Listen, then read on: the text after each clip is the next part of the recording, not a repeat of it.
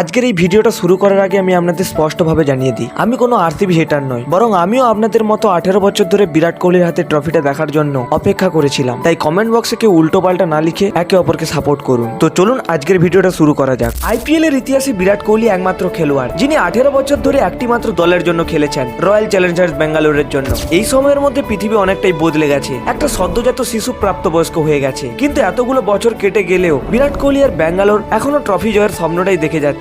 প্রতি বছর হারার পরেও আমার মতো দলের লয়াল ফ্যানরা কখনো ভরসা হারায়নি। তারা সব সময় দলের পাশে থেকেছে, চিৎকার করে সমর্থন দিয়েছে দলকে, আশা নিয়ে অপেক্ষা করেছে এই বছর কিছু একটা হবে। কিন্তু বিরাট কোহলি একা হাঁটতে হাঁটতে ক্লান্ত হয়ে গেছেন। তাই 2021 সালে হতাশ হয়ে তিনি বলেন, আমি ক্যাপ্টেন্সি ছেড়ে দিচ্ছি, নিজের উপরেই আর বিশ্বাস নেই, ভিতরটা ফাঁপা হয়ে গেছে, আর এত চাপ আমি নিতে পারছি না। তবুও দলের ওপর সবার বিশ্বাস ছিল। তিনি আরো বলেন, নতুন অধিনায়ক আসবে, নতুন জোশ আসবে দলের মধ্যে। বিরাট কোহলির এই সিদ্ধান্তের আগেই এবি ডিভিলিয়ার্স এবং ক্রিস গেইলের মতন বন্ধুরাও অবসর নিয়ে ফেলেছেন। কিন্তু বিরাট তবুও হার মানেননি, একা লড়ে গেছেন এবং ফাইনালি আমরা তার হাতে আইপিএল এর ট্রফিটাকে উঠতে দেখলাম।